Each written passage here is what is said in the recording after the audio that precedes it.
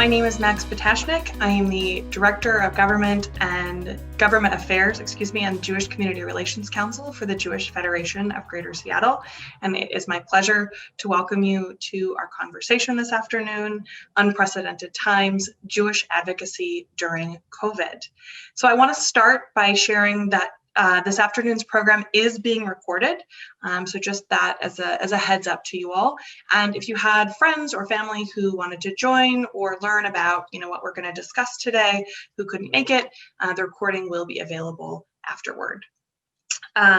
So to start, I wanted to give a big thank you to all of our donors for helping to make this work and all the work that the Federation does possible. Without your generous support, we would not be able to do programming like this or our advocacy or any of the amazing work we do. So thank you very much for your support. I want to give a bit of an overview about what we're going to cover today. The first thing that we are going to delve into is the results of our 2020-2021 public policy survey. Following that, we're going to talk a little bit about how those survey results are going to be pulled into the Federation's legislative agenda and how we do that. Then in about 50 minutes or so, we'll be joined by Senate Majority Leader Randi Billig, who is going to share with us some inside details about what this unprecedented legislative session is going to look like starting in January, and we'll have the opportunity to ask him questions. So throughout today's program, we invite you to ask questions as well. If you have a question during the program, please go ahead and put it in the chat, and we are going to try and get to as many questions as possible this afternoon. So we'll be weaving them in and out. And this afternoon, we are joined by the chair and the vice chair of our Public Advocacy Committee, the Jewish Community Relations Council's Public Advocacy Committee. And they're going to be joining me in conversation about the survey results. And that is Randi Abrams-Caras and Zach Carstensen, and really appreciate them joining us this afternoon. So before I introduce Randi and Zach and we delve into the results of the public policy survey, I wanted to just share a little bit for those of you who may not know about the Federation's history in regard to advocacy. So the Federation has been advocating both on behalf of the Jewish community as a whole, as well as on behalf of our local Jewish agencies and institutions for about 25 years or so down in Olympia. And those issues are really informed by what you all say your top priorities are, as well as what the specific needs of our local Jewish agencies are. So, over the years, those have included, defensive measures, making sure that Jewish tradition and practice can remain strong and uninhibited in our state. They've been things like raising funds for new buildings for our local Jewish agencies, supporting policies that support that are critical for the safety and the well-being of our Jewish community. Everything from supporting immigrants and refugees to ensuring strong Holocaust education, to supporting Camp Solomon Schechter in making sure that they have a strong infrastructure in their camp. So really, it's a wide variety of issues. And so it's not really the advocacy that's new this year. It's really, how we're going to do it in this time of COVID and what that's going to look like. And then also in terms of what the priorities are this year, as opposed to what they've been in years past, and how we're gonna work to do that advocacy together. So with that, I am going to introduce Randi and Zach. So Randi is currently a major gifts officer for Jewish Family Service. And before joining JFS, Randi was the senior campaign director for Toxic Free Future, coordinating campaigns to reduce the use of toxic chemicals in consumer products. Her decades-long career in government relations started at the Jewish Federation of Greater Seattle, where she served as our first ever government affairs professional, establishing an organized Jewish presence in Olympia. From the Jewish Federation, Randi went on to serve as Deputy Commissioner for Legislative Affairs for Washington's Insurance Commissioner, and then became a strategic advisor to the Mayor and City Council of Seattle. Randi lobbied for the Service Employees International Union and then became the legislative director of SEIU Local 925. Randi served as the Director of Public Affairs and Community Services for the United Jewish Communities based in Washington, D.C., and has a long history working for social justice, both personally and professionally. Randi founded Abrams and Associates in 2006, providing lobbying, political strategy, grassroots organizing, and meeting communications needs for a variety of clients in the labor and nonprofit sector. Thank you so much, Randi. Zach is currently Salesforce's Head of Government Affairs for the Pacific Northwest and the Mountain West. In this role, he leads public policy advocacy and community engagement in the region. Before joining Salesforce, Zach was a member of Congresswoman Pramila Jayapal's senior leadership team. Working out of her district office, Zach sourced legislative opportunities for the Congresswoman, led local initiatives and special projects for the office, and connected district and national stakeholders with the Congresswoman's efforts in Washington, D.C. Previously, Zach worked in government relations roles in the Pacific Northwest and Midwest, including the Leadership for Educational Equity and the Jewish Federation of Greater Seattle. Born and raised in Iowa, Zach earned a BA in political science from Iowa State University and a JD from Drake University.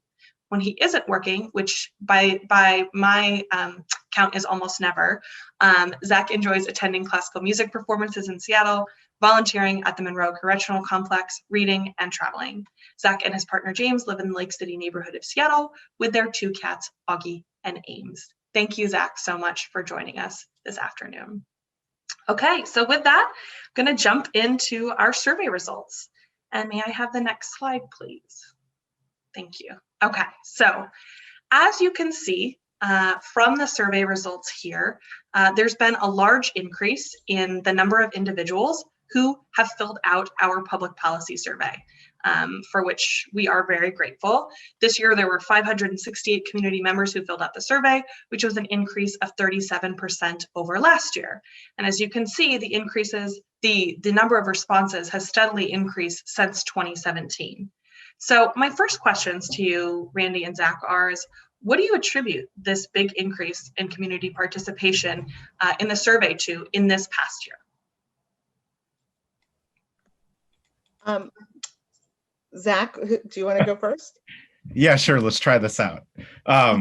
Yeah, so I think the biggest reason probably is we woke up on roughly March 1, and the world got a lot smaller. It got a lot tenser, right? Like COVID-19 has been occupying just about every aspect of our public conversation, and so you layer that on top of a presidential election, which was about as intense an election as like you can have, and 3, 4, 5 years of heightened rhetoric against marginalized communities like the Jewish community, and then I think that in and of itself probably explains at least some of it, right? Like this existential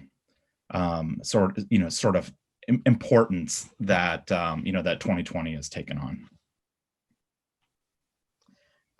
I'll echo that. I think you can see the steady growth, that people are just getting more interested. There's more information available, more disinformation available. People are looking to contribute in a meaningful way.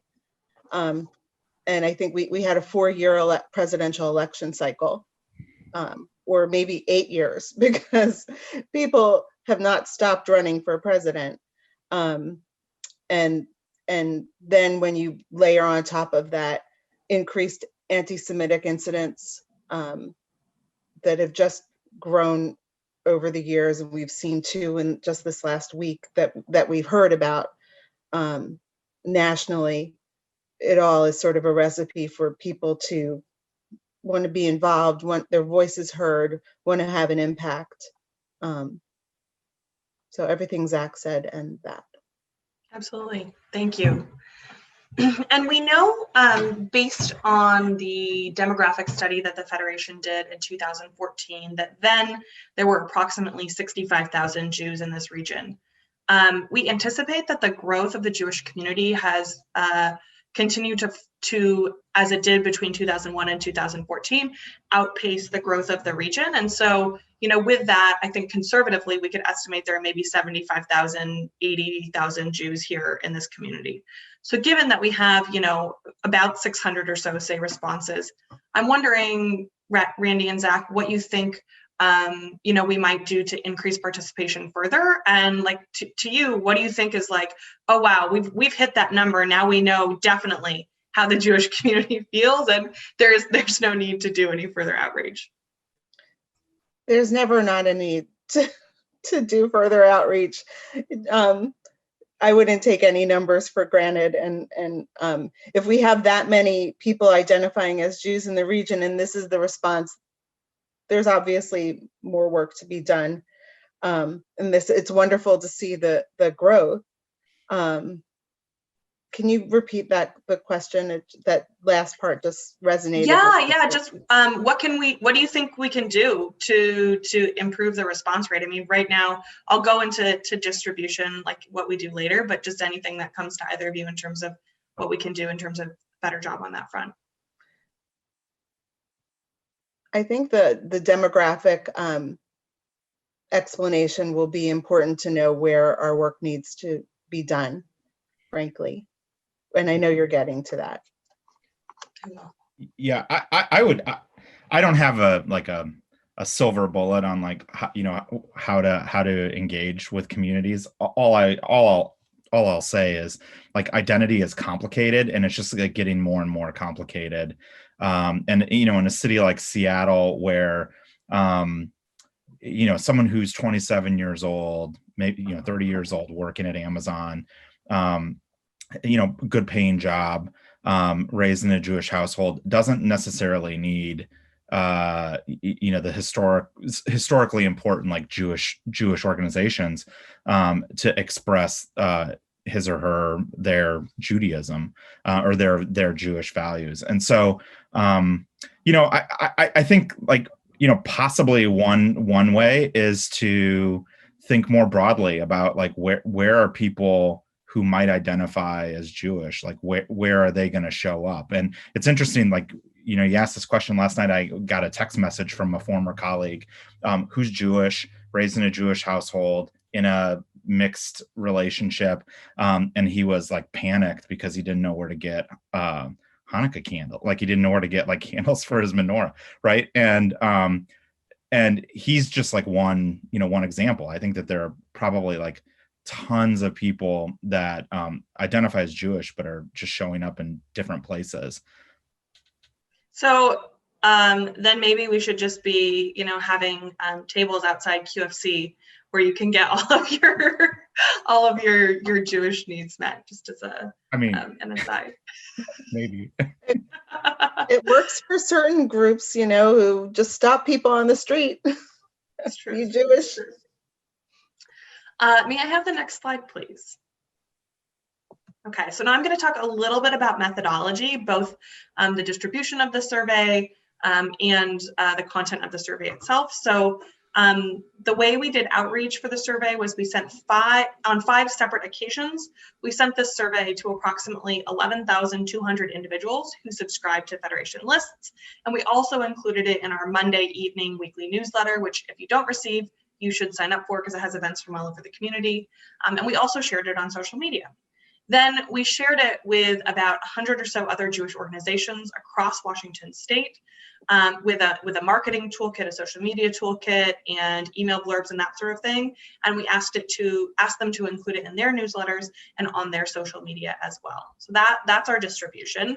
I did want to share that the current way that we solicit responses to the survey aims to get as many community members as possible to complete it. But something that we've talked about is that, really then therefore those who complete the survey, it might be obvious to you, but they self-select to do so. And the survey results that we get are going to reflect that self-selection bias. So another approach we might consider sometime in the future is doing a sampling of a smaller number of individuals that is representative of the community population in terms of affiliation and numbers and that sort of thing. May I have the next slide, please? Okay, so then in terms of the content, so for those of you who are on the call or in this chat with us today, you probably remember, but participants were asked to share whether the Federation should do one of four things on any different issue. 1, lead legislative efforts on this issue. 2, support coalition work on this issue. 3, leave this work to other organizations. Or 4, I do not think this issue needs to be addressed. So in the visual representations that you're going to see later on in the slideshow, lead legislative efforts and support coalition work were combined as to mean get involved, and leave this work to other organizations or this issue doesn't need to be addressed are combined as don't engage. And the percentages that are calculated are either the number of survey respondents total or the number of responses to an individual question, whichever one made more sense in each scenario. Okay, may I have the next slide, please? I have a question from Alan Wittenberg, who asks, are synagogues included in the 100 Jewish organizations? Yes, synagogues, secular organizations, everybody that we have on our list across Washington state, human service organizations, we ask them all, as many as possible, to share it with their lists, absolutely. So here we have, you can see the breakdown of respondents by religious affiliation, and you can also see the breakdown of the Seattle Jewish population based on that 2014 demographic study that the Federation did. So based on this study and based on survey respondents, you can see that those affiliating with the reform movement are moderately underrepresented. Those affiliating with the conservative movement are about proportionally represented, and those affiliating with both the Orthodox and the Reconstructionist movements are both significantly represented, almost double, based on what their population is. So we were discussing this internally, and one theory behind this distribution that we talked about was that those affiliating maybe with larger movements, like the Reform and Conservative movement, feel that their perspectives are already pretty strongly represented across the broad Jewish communal institutions. And those affiliating potentially with smaller movements, Reconstructionist and Orthodox, those here, may not feel that their perspectives are adequately represented or supported in our Jewish communal organizations or institutions. So my next question to you, Randi and Zach, is do you think that folks subscribing to Orthodox and Reconstructionist Judaism might have been more motivated to complete the survey to ensure that their voices were heard and a part of this process? Randi, why don't you take a stab at that one first? I think that's a theory. I think this is just sort of because I've been a Jew for a long time and worked for the Jewish community for a long time. I think part of my experience with Reconstructionism and the Reconstructionist movement is their ethos is involvement, is social justice and lifting up their voices and lifting up other people's voices. And I think your theory about the Orthodox community, being Orthodox adjacent myself, is making sure that I think some of it is the stuck at home phenomenon that we have, and it's like, oh, this came into my inbox, I have time to answer this question, these questions, and some of it might be an awareness that we've been underrepresented, and there's this might have gotten away from us, and we're part of the community, and it's great. I think it's great that the Orthodox community that both of these affiliations have responded in such a way. Yeah, I would just tack onto that. I think I think probably it like goes back to that question of identity, right? Like the Reconstructionist difference, could be explained by one synagogue. I don't think we have, but maybe like, a couple Reconstructionist communities in Seattle or in the region, and one of them in particular is pretty strongly connected to the Federation's lobbying work already. So, I think that might explain that piece of it. But when you start looking at the Orthodox, conservative, and reform, it's interesting. that the conservative movement like pretty much like hits the right spread demographically, whereas like on the extremes, a more Orthodox, the Orthodox community, I would say, has like a stronger sense of what observant Judaism versus the Reform side of the ledger, and I wonder how much of that factors into it. A long time ago, I was at a secular Jewish circle event, and like one person came up to me as an aside and said, push comes to shove, like most Reform Jewish people are secular, and so I wonder again, like how much of this isn't so much about whether they feel like their Jewish perspective is represented, but more of like maybe the importance of their Jewish identity, with on matters of public policy and issues, just doesn't rise as high as it would for an Orthodox identified person. Yeah, those are both interesting points. Go ahead, Randi. Sorry. Just from my experience in the Orthodox community, I think that asking is really important, and I think just being invited to the table and included is an important thing. And it hasn't either the Orthodox community has been self-excluded, or because of differences, they haven't participated in all of this at higher numbers.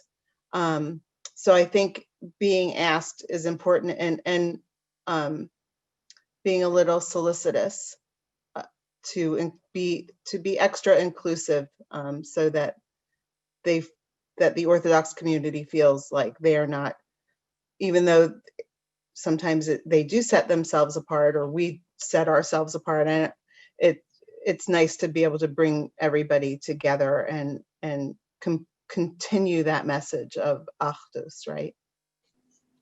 Yeah, absolutely.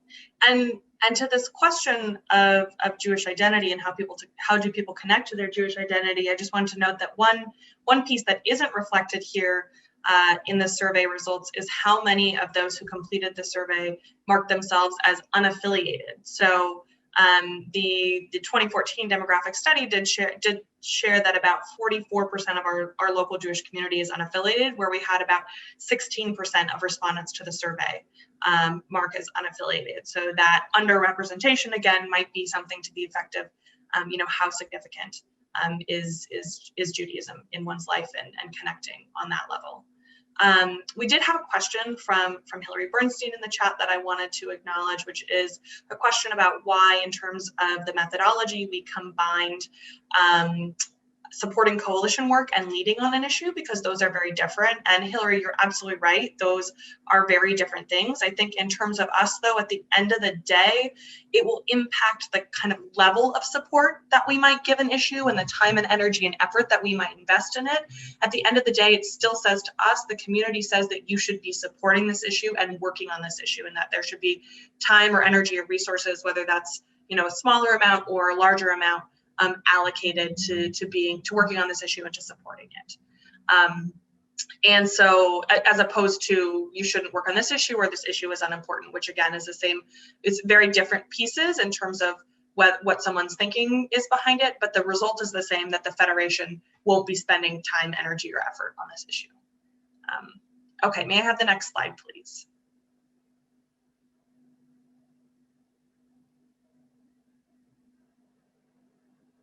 Thank you. Okay, so as you can see, we have a comparison here of survey respondents by age and the Jewish population, again, based on the 2014 demographic study, which, by the way, the reason I keep referencing it is because it's the most recent one we have. We do it about every 10 years, which, we could argue is certainly not often enough, especially given the explosive growth we've had here. However, I will share we are one of very few number of federations in the country that does make an effort to continually do demographic work. So at least we're forward thinking in that respect. So As you can see, based on this data, if you're looking at it, about 57% of the community is over age 45, but 76% of our survey respondents were over age 45. How do you think that this imbalance may have impacted our survey results? And how, if at all, do you think this should impact how we do our advocacy work based on these results? I'll take a stab at that one. Well, I think, I mean, I don't know precisely how it's impacted the results, but it has. It's you look at the numbers. It's like between, what if I'm doing the math right, like between 18 and 44, it's like 44% of the Jewish community, according to the 2014 demographic survey, and that that combined group is underrepresented by about 20 points in the survey results. Well, I mean, we just know anecdotally that attitudes on things like racial justice, economic justice, things like healthcare, single payer healthcare. I mean, all of that like tracks with age.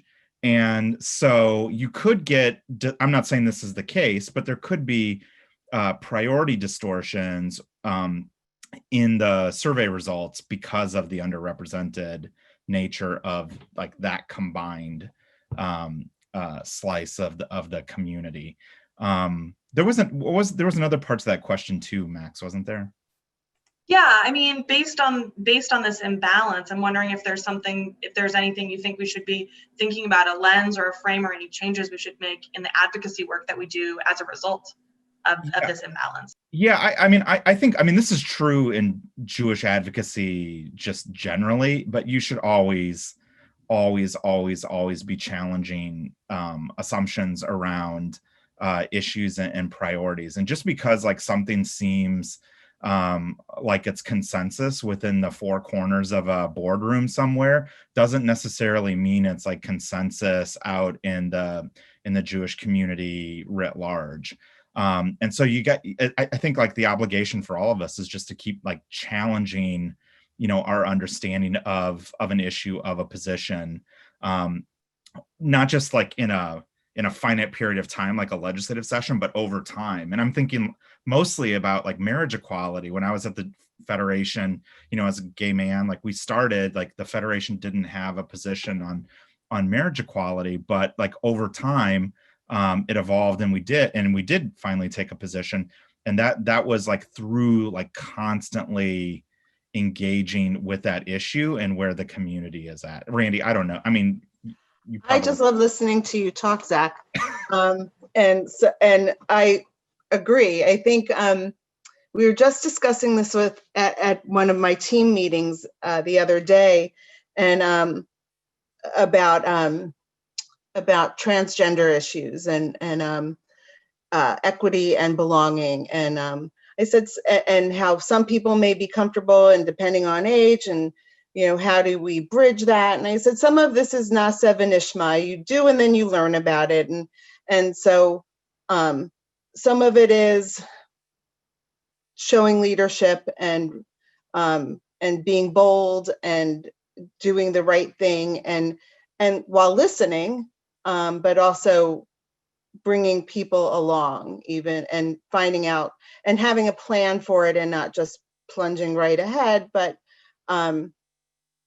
finding out who are the influencers, who is going to be a good messenger for certain things. But I don't think that a survey should be the end of where we take positions and where our agenda falls. Yeah, so I'm hearing from you the responsibility of just continual outreach, continual understanding, asking the hard questions, not making assumptions, and continuing to learn. Yeah, and not being so focused on achieving a certain goal that we don't. Max, I want to give you credit for and the leadership at the Federation for doing exactly that with the JCRC, with being very thoughtful and not being on a timeline, but And we've been doing this at JFS as well. Not that I'm speaking for JFS, I'm here as an individual, but just being thoughtful about how we proceed and bringing people along, because this is a particular moment in time when we can do it the right way or do it fast, and sometimes the two don't mesh well. I want to just add something, Max. Randi, as you were talking, and I love listening to you too, as you were talking, it reminded me of how important Jewish identified people like outside our sphere of influence are for pressure, testing some of our assumptions. And when I was at the Federation and you were with 925 and the toxic excuse me, I can't talk, Toxics Coalition, like you and I always, we always had like great conversations, and I knew I could like rely on you to just like get another perspective on the issues that seem so like cut and dry from inside the Federation. And, we're going to have the conversation with Andy Billig, Senator Billig later. Our legislators are tremendous resources too for helping us like understand where the community is at. Absolutely. Yeah. Those are great points. Thank you. And I appreciate you raising that point, Randi. I was supposed to say at the beginning, just as a point of clarification, Randi and Zach are both here on their own volition as lay leaders of our community. Zach is not representing Salesforce, and Randi is not representing Jewish Family Service. So again, appreciate those individual perspectives that they are lending us here today. May I have the next slide, please? Organizational representation. Awesome, thank you. So as you can see from this slide, this is one of the things that I would say professionally as a team we are most proud of, is this big increase that we've gotten in the number of institutions that individuals affiliate with who completed the survey.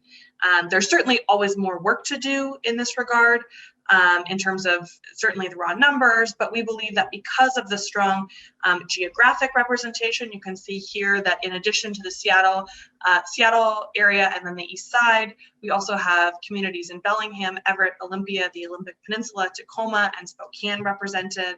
And so because of this geographic diversity and the diversity of institutions that really span the spectrum, Orthodox, conservative, Reconstructionist, Reform, secular, that the responses that we're getting are really a good indicator of where there is consensus on issues across this diversity, even though raw numbers wise, we could certainly get those numbers up.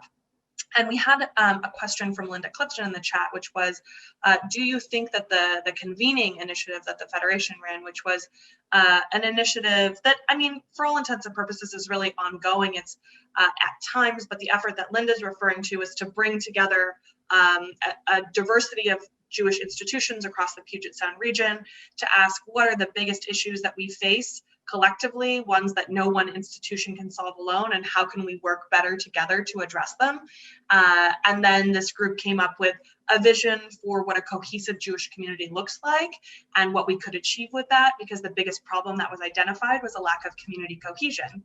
One of the things that came out of that to build cohesion was the recreation of the JCRC. So Linda, to answer your question, I think the stronger relationships that we all have with each other as professionals at institutions, I would say, who knows what's going to get somebody to open a specific email or to read a specific email when there is far too much communication coming in. But I would say all the relationships that we build and that we strengthen, and the way that we can communicate more clearly the significance of this particular survey and what the results are, and how they're used to benefit the community as a whole, I think is something positive. So that can certainly go in the right direction. Okay. May I have the next slide, please? Okay. So here you can see in the survey, there were 8 different major policy areas that we asked people to rank. Each of these policy areas encompassed a much larger list of sub-policy areas that we then also had folks rank. So you can see that We've got Jewish community issues coming up at the head, and environment and conservation coming up in number 8. And I will say that, while the distribution has shifted slightly in these categories, the way that these have been ranked over the last 3 years has stayed pretty consistent. So that is not something that has changed significantly. Okay, may I have the next slide, please? Okay, so here, there's a lot of information on this slide, so I want to take a moment to look at it. We've got all of the subcategories of those larger categories that we talked about that are encompassed on here. And this is where we have every issue, and this is to one of the points before about where we're combining lead legislative efforts on and support coalition work on. So these issues reflect where the plurality of respondents that replied that the Federation should be either leading legislative efforts or supporting coalition work on these issues at the 80% or above threshold. So 99% of respondents to the survey said that we should be combating anti-Semitism, and that reflects both those individuals who said we should be leading legislative efforts on that and individuals who said we should be supporting coalition work on that. We are doing both, I will share. So as you go down this list, you can see things like supporting Jewish history, culture, and Holocaust education, defending Israel from delegitimization efforts, racial justice, separation of church and state, upholding human rights for immigrants and refugees, family and child welfare, access to food assistance, senior home care services, women's rights, voting rights, human services and housing as a whole. And so what we really do, and what I'll get to in a few minutes, is talking about with our legislative agenda, what we do is try and look at where we can address as many areas as possible that you all, the community, prioritized quite significantly in kind of broad categories. So I'll talk a bit more about that later. But first, I'd love to hear Randi from you, or from you, Zach, about is there anything on this list that really strikes you? Is there anything of note to you in terms of the results of the issues that community members really prioritized at that pretty high threshold? Go for it. I think it all makes perfect sense to me. My mind is always on human services and providing for people who need services, who need home care, who need food, who need housing. But it makes sense that people would expect that the Jewish Federation combat anti-Semitism as their number one priority, that's a perfect role for the Federation and the JCRC. Yeah, I agree with that. I don't. So, Max, I might be have my understanding of past survey results wrong, like going back a number of years. But it's interesting that Israel seems to have like shifted down somewhat. I seem to, for whatever reason, it seemed closer to the top, like in that 90 plus ranking previously, and I think probably the racial justice one is ticked up from where it has been, and there you might be seeing like the effects of that sort of that demographic under representation kind of like playing out in different ways. But by and large, like it doesn't surprise me that that anti-Semitism is number one on the list. It took me being outside of the Jewish community for a long period of time to really appreciate how pervasive bias against Jews actually is. When catered lunches are always latkes and lox and bagels, not latkes and bagels. You sort of like what's normative in your day-to-day changes when you're outside of, say, a Federation walls or the family service walls. Absolutely, yeah. Thank you. And I am looking at the time here, it's 12:42, and I want to make sure that we We have about 13 minutes left before we're going to start our conversation with Senator Billig. So I might speed up a little bit, but may I have the next slide, please?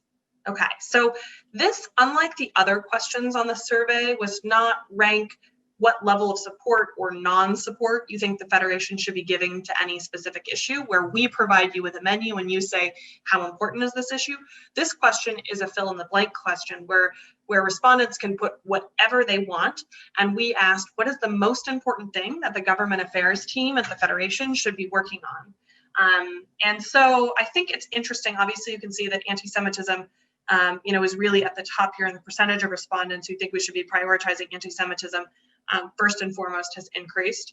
The number of respondents this year saying that combating the rise of hate crimes was most important to them dropped just slightly. And this year, per one of the points that you made, Zach, support for immigrants and refugees and support for Israel didn't make it on this top 5 list as it did in previous years.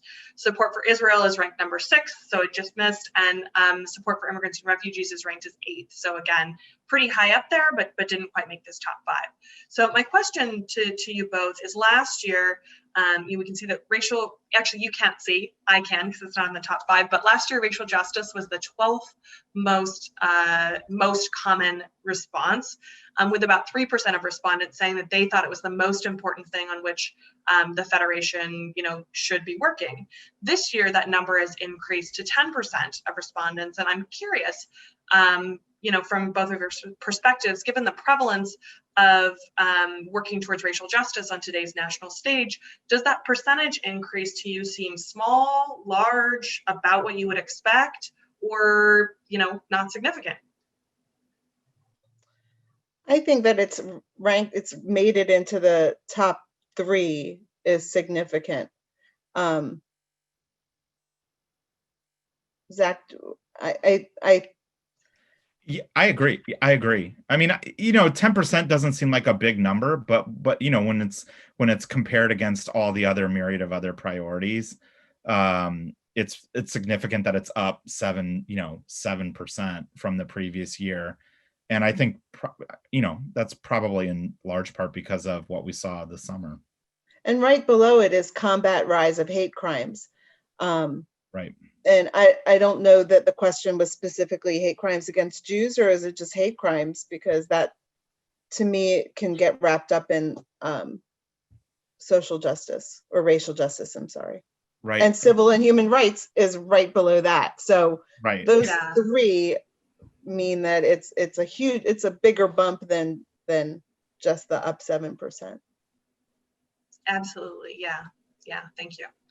And I see a question from Molly Brooks in the chat about supporting Israel, but also being challenged by some of their current behavior.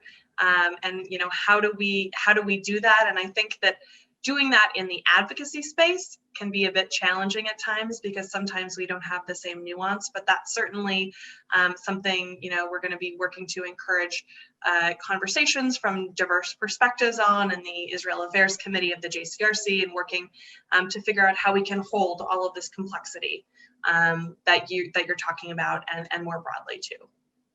Okay, may I have the next slide, please? Okay, so here, what we have in front of us is a slide showing the percentage of individuals in the community who want us to support reforming police use of force and reallocation of police funds, and those who do not, broken down in 2 different ways. On one side, on the left side, by denomination, and one side on the right by age. So one of the things that really struck me in looking at these results is that there's a large portion of our Jewish community that does not want the Federation to engage on these issues. In my experience, working in the Jewish community and living in the Jewish community makes me believe that a big reason for that is because we, as much of the organized Jewish community, we rely pretty heavily upon law enforcement for protection. And there's concern that if police use of force were to be reformed, or if funds were to be allocated, that some might feel that their safety would be negatively impacted. At the same time, I know that this feeling is not necessarily the same in a lot of other minority communities. We have a fairly unique relationship as a minority community with law enforcement. So I'm interested to know, Randi, Zach, do you agree with my assessment? Why or why not? And how, if at all, do you think the positive way that many in our community relate to law enforcement as being distinct from other minority groups might impact the way we work in coalition with them in terms of our advocacy or other ways? I think that once again, you nailed it. I think there are very few of us who, when we do go to synagogue, are not greeted by a security guard or an off-duty police officer. My child goes to an Orthodox Jewish day school, and security and our relationship, the school's relationship with the police department, is key to our peace of mind and our ability to make sure our children are safe and our staff are safe. I think that our role as a community in these issues could be an important one as broker, possibly as a messenger of sorts, and some of it is letting other groups lead and trying to make sure that, how do I say this? I'm going to back up and say, I think that the campaign as it has existed outside of this conversation has been mishandled, and people don't understand. The messaging is wrong about what reforming police means, and therefore people have shut down and become entrenched in their positions and are afraid, and with reason. So I think that the Jewish community place is to continue our relationships and listen to what other groups are saying and be a part of and lend our voices when we're asked. Yeah, I would agree with nearly everything Randy said. The defund the police is a terrible. I mean, it's a snappy slogan, but it doesn't tell you anything about like the actual policy. And I think that message, like coupled with just day after day after day after day of unrest, and the homelessness crisis exacerbated by COVID, because congregate shelters, are operating at a quarter of their capacity. It just fuels this reality of public safety like unraveling. Is that a true reality? I don't think we'll really know until once we're like out of COVID and things are returning somewhat to normal. So I agree with that. I do think like there is this complicated relationship with policing and police force that the Jewish community has. I know the JCRC might be tackling this, but like there is a community conversation to be had about like that relationship, how it connects with systems of oppression and racism, and what's if the community deems it important, like what do you do to dismantle those systems of oppression and support other communities that that you're allied with. Bottom line, since since the Jew, because of that, I think the Jewish community, JCRC Federation, really needs to be like, if it's going to engage, like needs to be an allyship with Black, Brown, Indigenous communities, and let them lead and be a partner with them and try to understand, like seriously listen, about their experience, and try to reconcile that with with our own community's experience. And thank you. I want to add to that is, I'm speaking from my experience as an Ashkenazic Jewish woman, whose safety is taken care of to some extent when I go to shul and I see, and the daughter of a police officer. I'm very comfortable in law enforcement circles, but my Brown, Indigenous, people of color, Black, Indigenous, people of color Jewish brothers and sisters have a very different lived experience. And so it's not all, and my son's classmates, it's not all taken care of in a nice bow, wrapped up with a nice bow that, you know, the police have been very good to our community. And so, you know, therefore, we've had a good experience. So it getting back to identity, the issue of identity that Zach has pointed out, it is complex. And then we need to listen and take our lead as allies, while also making sure that we feel safe and that our institutions are safe and that everybody is getting what they need. Absolutely. That was a great point. Thank you, Randi.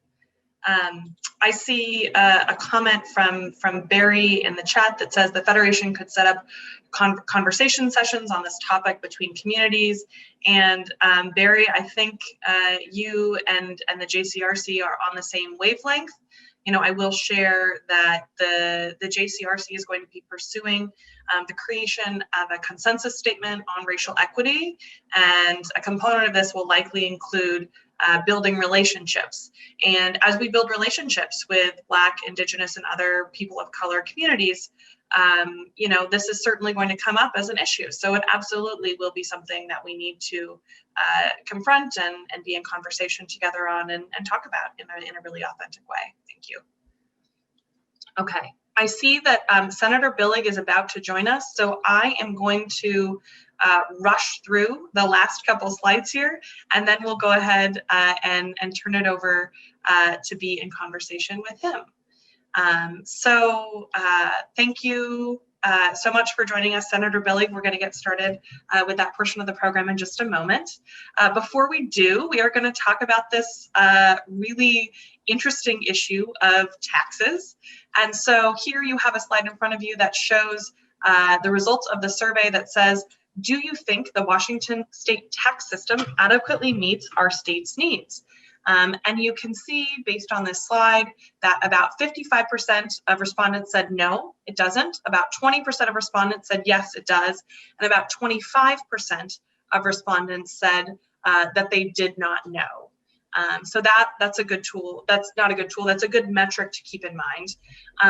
And this isn't the most popular issue to discuss, but tax reform has been an issue of significant debate in Olympia for years. Our tax system relies quite heavily on the sales tax for a significant portion of its revenue. We are one of the most regressive tax systems in the country, meaning the poorest Washingtonians pay the highest percentage of their income in taxes and the richest pay the least.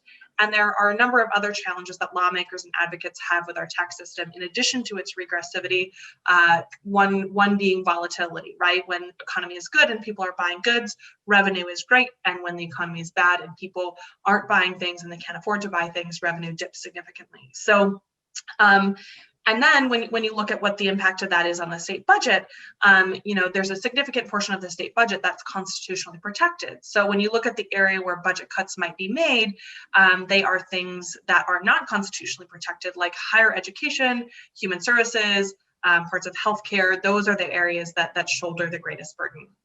And may I have the next slide, please? Thank you. This is the last point on this. So though, you know, in the overall results, you can see that about 55% of respondents said they didn't believe the tax system met the needs. About 20% said they did, and about 25% said they didn't know. This doesn't hold true when you look at it across affiliation in our community, religious affiliation.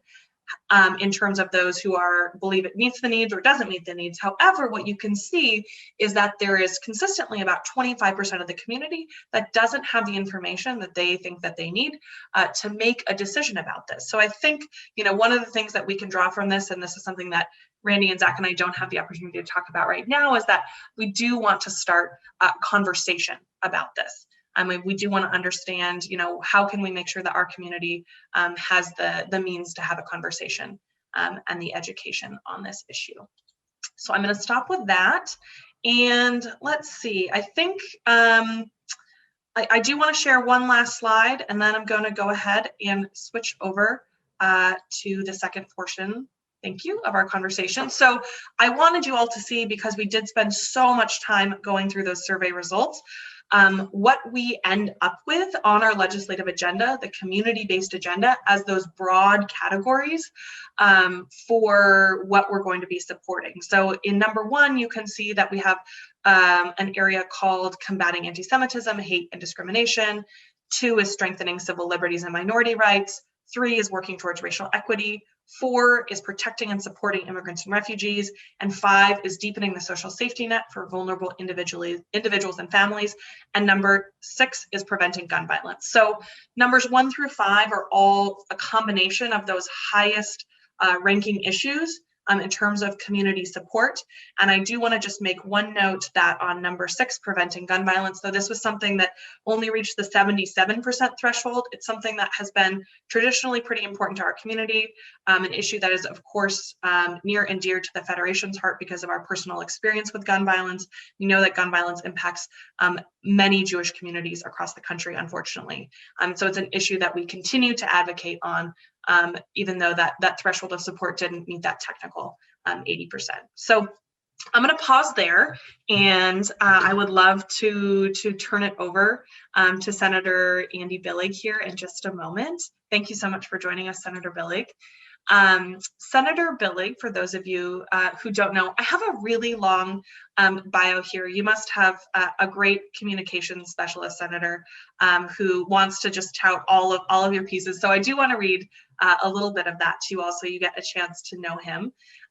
Senator Billig is now the Majority Leader Billig, and he was elected to the state Senate by constituents of the 3rd Legislative District, which covers Spokane, in 2012, and was re-elected in 2016. He was elected Majority Leader by Senate Democrats in 2018. In the Senate, Andy is an advocate for children, working families, and small businesses. He has been particularly active as a legislative leader on early learning and K-12 education. He has also led efforts to pass legislation to increase transparency and equity in democracy, being the prime sponsor of a piece of legislation called the Disclose Act, which increased transparency in state campaign finance. He was instrumental in the passage of numerous laws that expanded voter registration and participation, including same-day voter registration and 16 and 17-year-old voter pre-registration. In addition to Senate Majority Leader, because that job is not big enough, he is a member of the Ways and Means and the Rules Committees, and he serves as co-chair of the Washington State Institute for Public Policy Board and the chair of the Sustainable Aviation Biofuels Working Group. Prior to joining the Senate, he represented Spokane in the State House of Representatives, where as vice chair of the House Transportation Committee, he helped craft the state's bipartisan 2012 transportation budget that created more than 43,000 jobs across Washington state. He also led legislative efforts to improve water quality in the Spokane River, and he has received numerous awards for all areas of his work, including on behalf of children and education and families, helping put people first.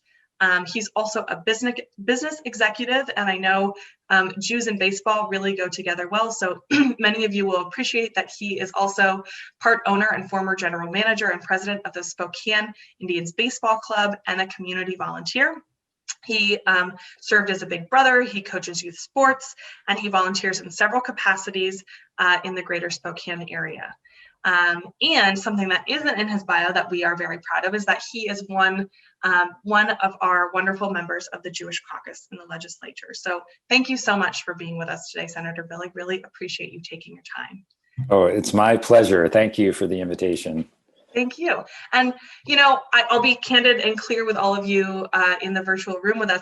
We did send a few topics to Senator Billig in advance, things that we might want to discuss. But in reading through your bio, there was something that really just jumped out at me that we didn't ask you about that I would love to ask you about, which is that in 2011, you earned from Fuse, Washington, the Intercontinental Smackdown Champion Award for your work improving water quality in the Spokane River. And I'm wondering if you can share with us, what is that award and what is it about? Well, it's the only intergalactic award that I've ever won. And so it is special to me. No, so part of it is that our freshman class that year in 2011, we were the 11 and 11. There were 11 House Democrats that came in, and now 2 of us lead the Democratic caucuses because Lori Jenkins was part of that class. And actually, on the Republican side, J.T. Wilcox, who leads the House Republicans, was part of that class as well. So we that class controls 3 of the 4 caucuses, but or I shouldn't say control, but lead 3 of the 4 caucuses.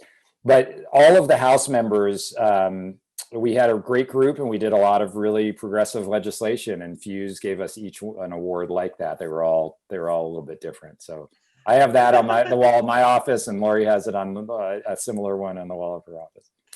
It makes, we have an award that we give out every so often called the Tikkun Olam Award, and it makes me think we really just need to change the name. I mean, you can't compete with that. So thank you for sharing that with us. I wanted to start, for folks with us here that might not have a good understanding of what is it that you do as majority leader, in addition to all the other roles you hold, but what is significant about that role, and what was it like, for you to step into that in 2018, and what does that look like? Yeah, glad to talk about that. I mean, when I think about leadership and being the leader, the first thing I always think about is what Casey Stengel said, the great baseball manager. He said the key to being a good leader is to keep the people that hate you away from the ones that are undecided. So that's really been my main goal as a leader. But I mean, there is some truth to that. The majority leader position really, it has so many different components, but generally it's to help point our caucus in the right direction and then make sure we stay headed in that direction. And there's a lot to that. It's helping members to be successful. It's about helping to facilitate discussions from stakeholders and advocates.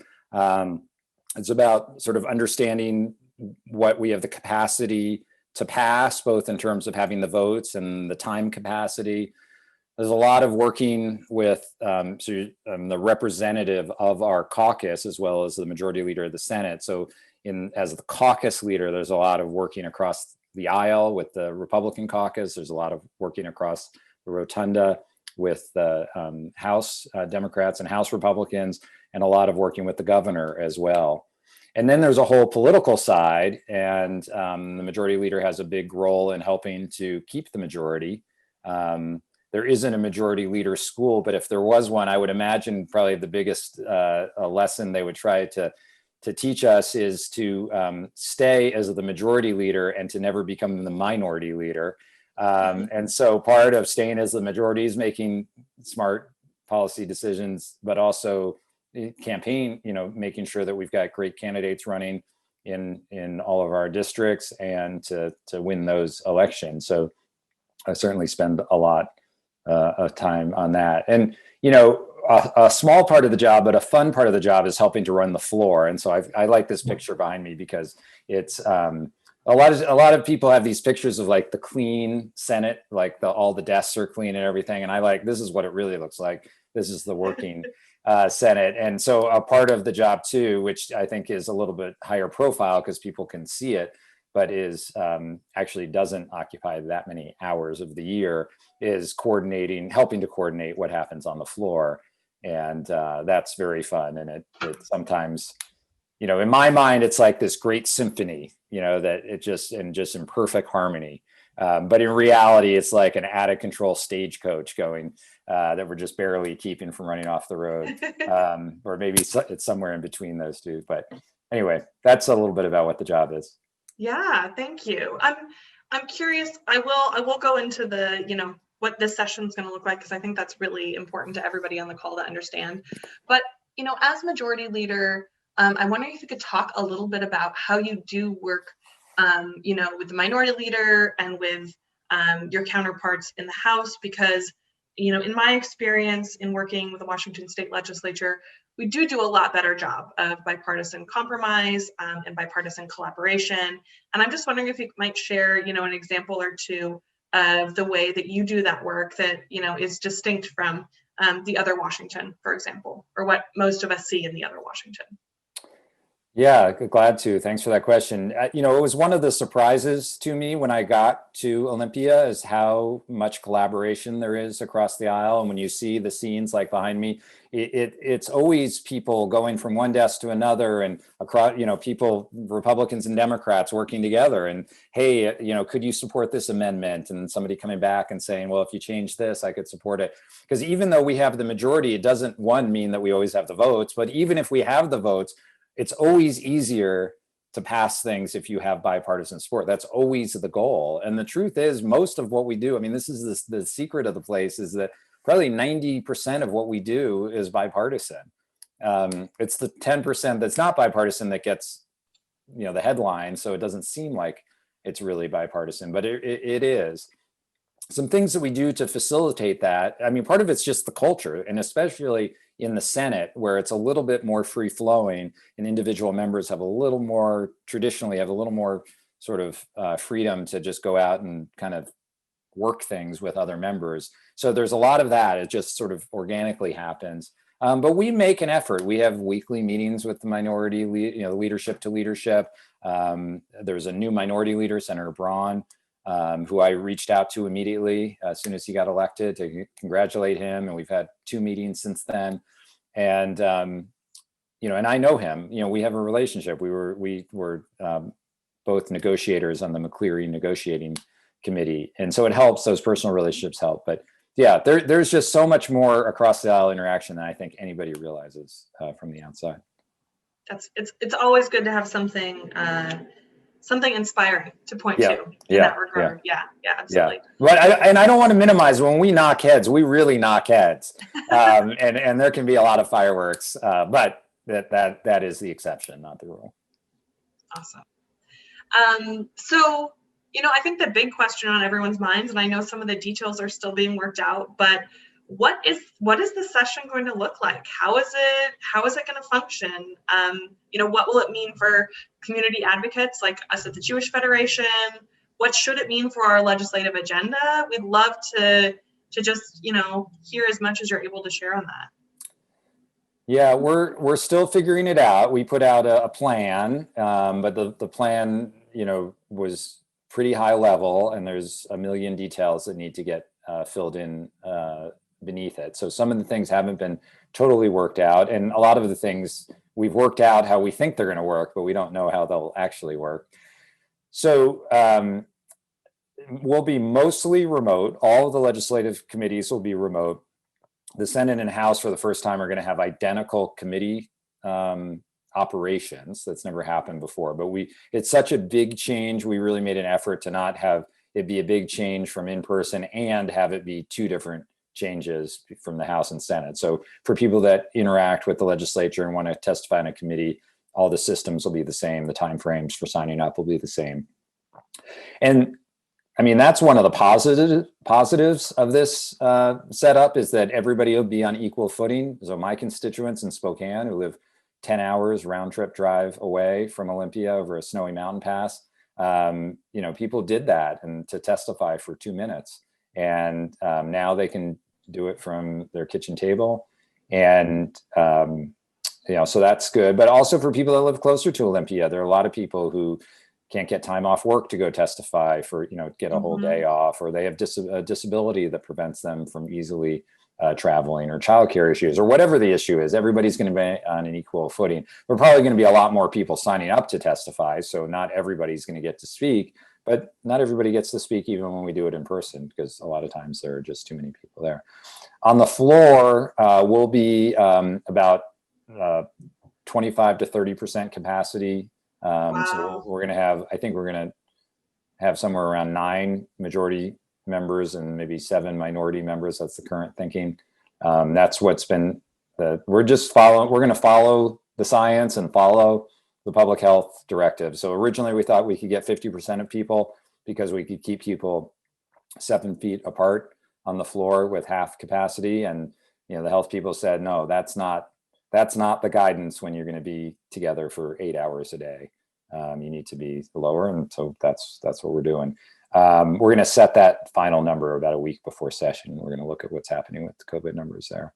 And it's scary. I mean, COVID is scary everywhere. And we've obviously been following what's happening in the legislature. The New Hampshire Speaker of the House just died after getting COVID at a legislative event. They were unmasked. But in Arkansas, they had masks and they had plexiglass partitions. And at their first committee meeting, 10 members got COVID. So luckily they all recovered. But it's really hard when you're together for hours and hours. It's a very dangerous time. So we're going to try it that way. The House is going even fewer members on the floor.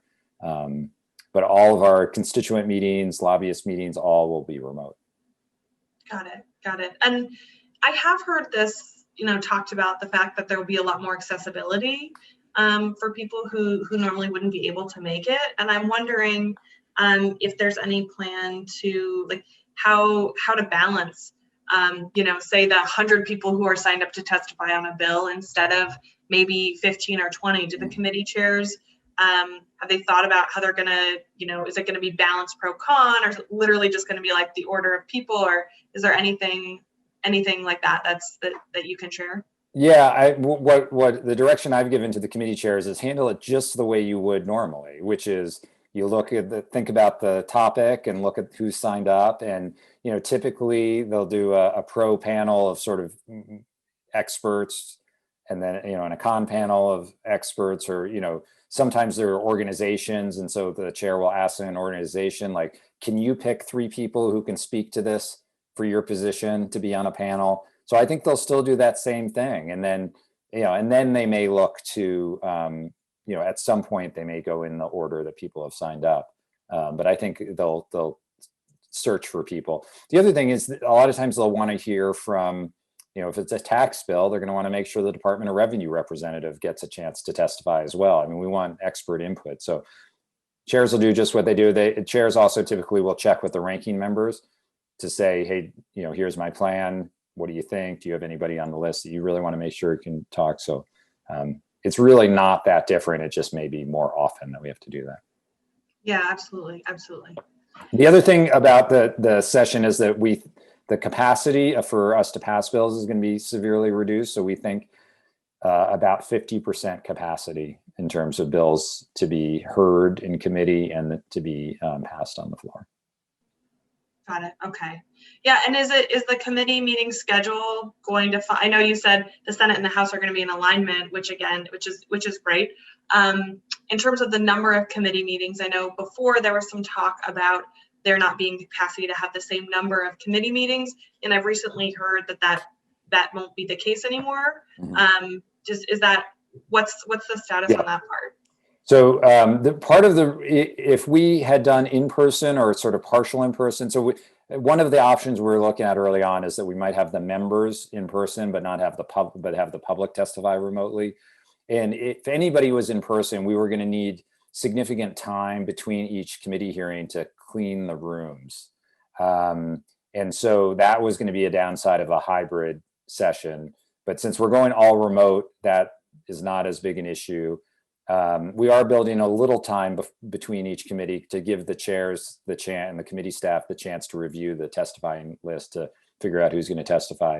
And then we have one less committee than last year, but it's not directly COVID related, maybe a little bit. We thought it'd be helpful to have a committee eliminated, but we just happened to have an opportunity to reduce one for a number of reasons.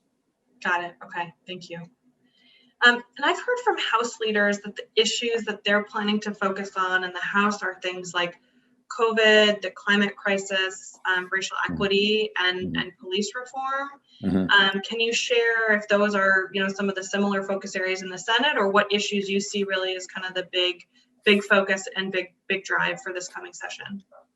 Sure. Yeah, I think it's going to be similar. I mean, we're certainly COVID recovery, both health and economic, are high priorities, and we have sort of a broad view of that. So childcare is a part of that, making sure schools get open, and really looking, we've got some of the things that are short term, like getting schools open, but we're really looking long term to make sure that we have a long term sustained recovery that builds it back better than it was before. In fact, the Senate, we created a special committee on long-term economic recovery that Senator Frock chaired, their recommendations are just about to come out. And with that in mind, that we want to not just be thinking about, because everybody, especially as the reopening was just starting, everybody was focused on which businesses get open. But in the long term, we've got to be thinking broader than that. Certainly racial justice, police accountability, climate and transportation, which I think are going to get paired. I mean, they are paired, but I think they'll get paired for legislative purposes as well. Certainly there's some healthcare issues that we need to look at. Let me think, what else? There's K-12 issues. I mean, it's going to be things that are time sensitive, recovery related, and those other topics that I talked about. Got it. Thank you.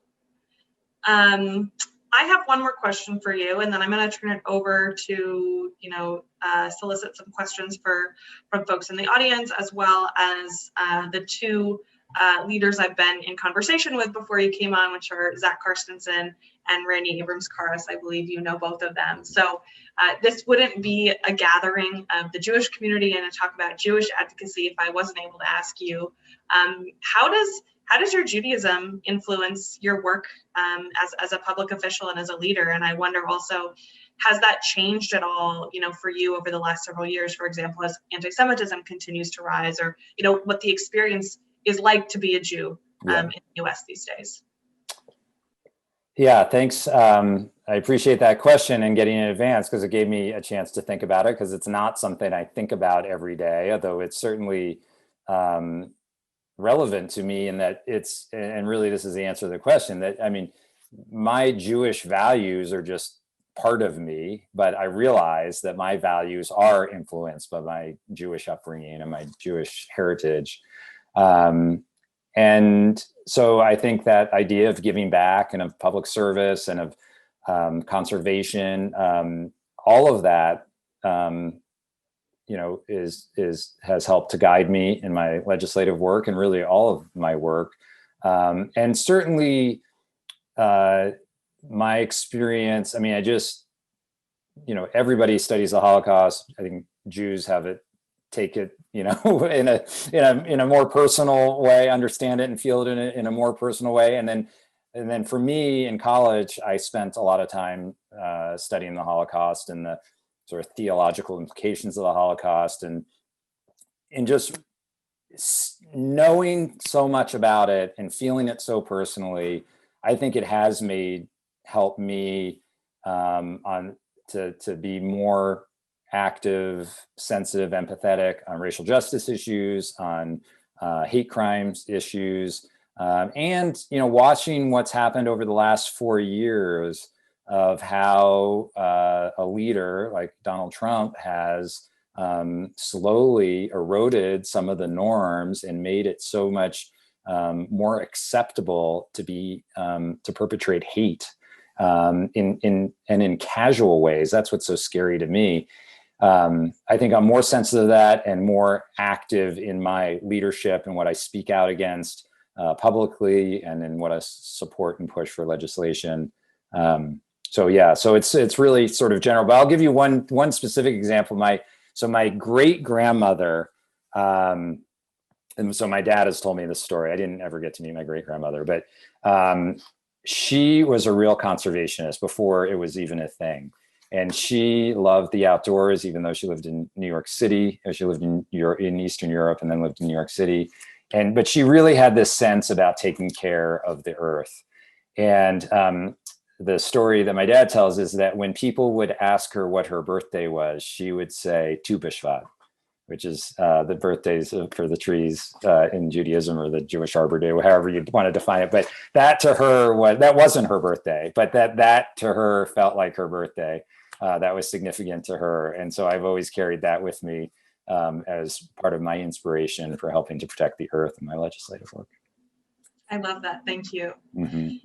And I would be remiss if I didn't mention that there is a big new event coming up here in Washington State, and it's also a national partnership for the Jewish community called the Big Jewish Climate Fest, happening around Tu B'Shvat. So you all should stay tuned and look for information about that on the interwebs. It's a big collaboration between local leaders and national leaders. So first time that's happened here locally. So you're sharing those words to spark that for me, and thank you.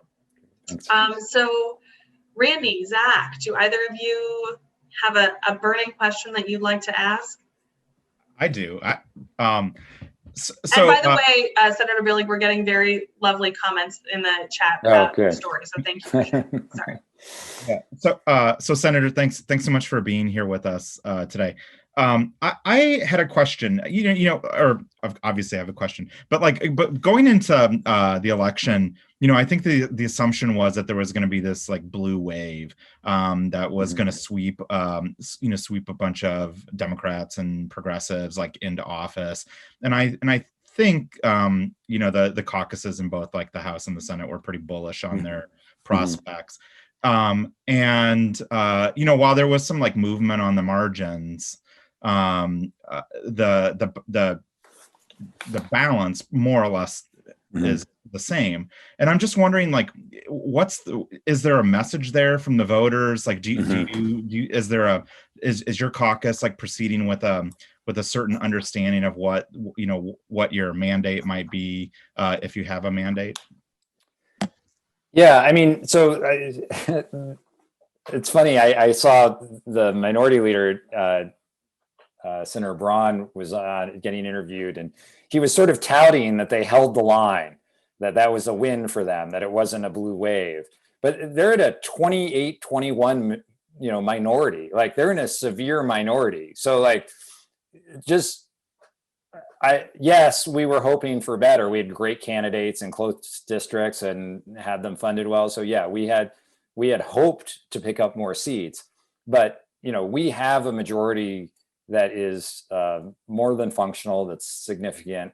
And you have to remember that the 29th seat, or in the House, the 58th seat, is way harder to win. The 29th seat is way harder to win than the 25th seat, right? Because you're just that much further into the tougher districts. And so it's just really hard to do that. We got very close in the 10th district. We lost one in the 19th with Senator Tacko, and we picked up the 28th with a great Senator-elect Twana Nobles. So yes, I mean, I would definitely say I was disappointed in the results, but I don't take anything negative away from the position of our, we're a 60% Democratic state, or 59%, and our, Senate and House are 59% Democratic. So it is a reflection there. So it wasn't a loss in any sense. It's just wasn't the huge win that maybe we had hoped for. So, but what I take away from that is that we have a big majority. The voters have given us a big majority, and that's I think a mandate to keep moving forward, to create opportunity and prosperity for the people of Washington State in the ways that we have. And then just one other interesting thing, I think the conventional wisdom had always been higher turnout is better for Democrats. And I think that is still true, but I think there's a tipping point when the turnout is so high, when basically everybody votes, then there's really not an advantage either way. It's sort of even. And that's what we saw now. And I think that if there was a misjudgment that I had, it was like, I knew turnout was going to be high. And I thought that was going to sort of tip the balance to us. And I missed that if it's really high, we were almost a 90% turnout. That's, almost all the Republicans and all of the Democrats voted. That's not really an advantage for us. Yeah. Thank you so much. That's awesome. Yeah. I have a question. Yes. Please, Randi. Hi, how are you? It's so nice I love that Tu B'Shvat story. So you have this great majority now, great for you because you're the majority leader. Will we be seeing some bold initiatives being proposed in the world of housing and finance and revenue? Yeah.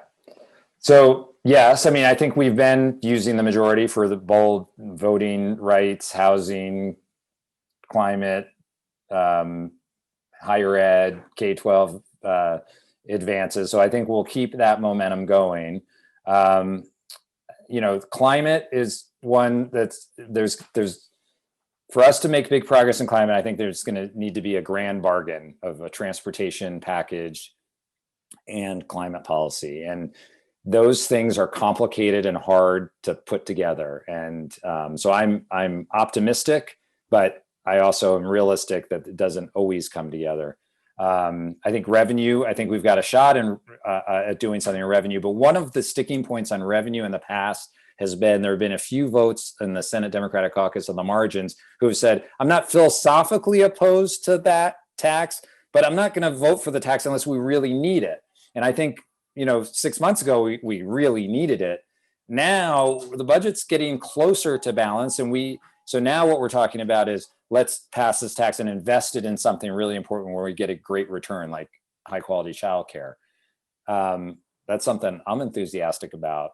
Whether we get everybody there for that still is an open question, but I'm more optimistic on that than I have been. Thank you. Thank you so much. I'm going to ask one question from the audience. I think that's all we have time for. And it's a question from Cheryl Berenson, and she was wondering if you could comment on the firing of the Spokane public health officer, and just more broadly though, asking about what can our elected officials, what can you do to help ensure that the public health system is not political and really able to operate fully? Yeah, thanks for that question. I saw Cheryl also had a question about housing, and housing definitely also is a priority. And to me, that's part of the recovery. We have a housing problem, and especially as the eviction moratorium is lightened up, we have to figure out a way to do better there. Yeah, the health officer situation in Spokane was really disturbing. Excuse me. Excuse me. I ate right before I came on with all of you, so I got a little something back. It's a Jewish meeting. You could have just eaten while you were on. There you go. So I know Dr. Lutz very well and had worked with him closely.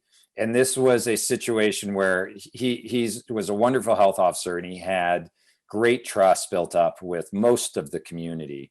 And then his firing, there was sort of a part of the right-wing part of the community who distrusted him because they didn't like masks, and they just didn't like public health mandates.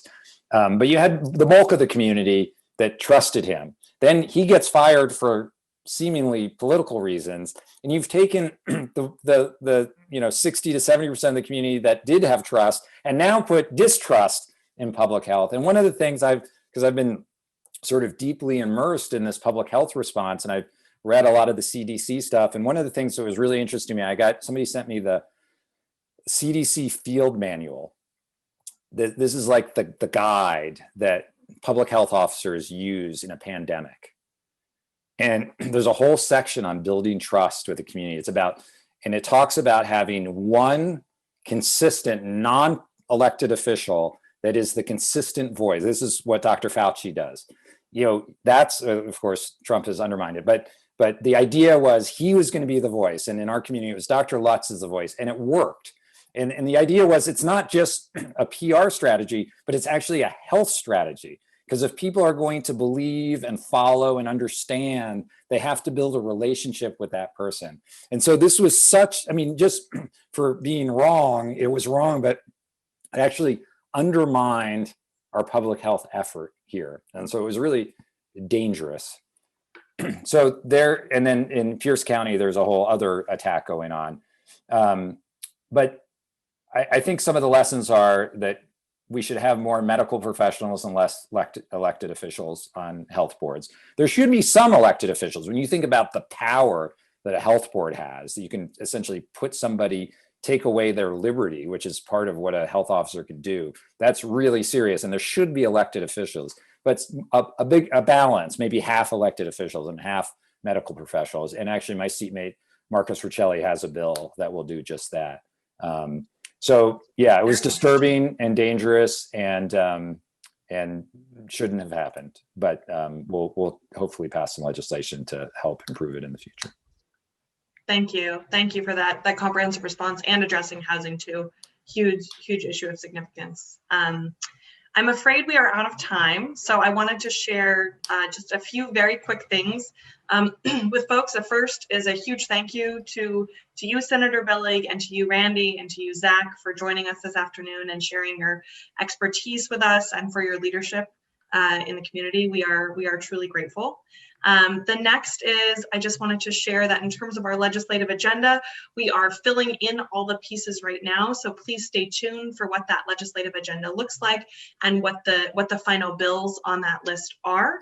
And I did want to share here and now that we will not be doing a Jewish Community Lobby Day this year because of the challenges of a virtual lobby day. However, jumping off this as our starting point, we are going to be doing a series of conversations with the remaining members of the Jewish Caucus, one at the beginning of session, one in the middle of session, and one towards the end, focused on all kinds of issues from childcare to public safety and police reform, to housing and everything across the board. So we would encourage you to please keep an eye out for those opportunities and to join us, and to let your friends and family who might not live in the Puget Sound region to know that these are accessible if they want to access them and live in other portions of the state.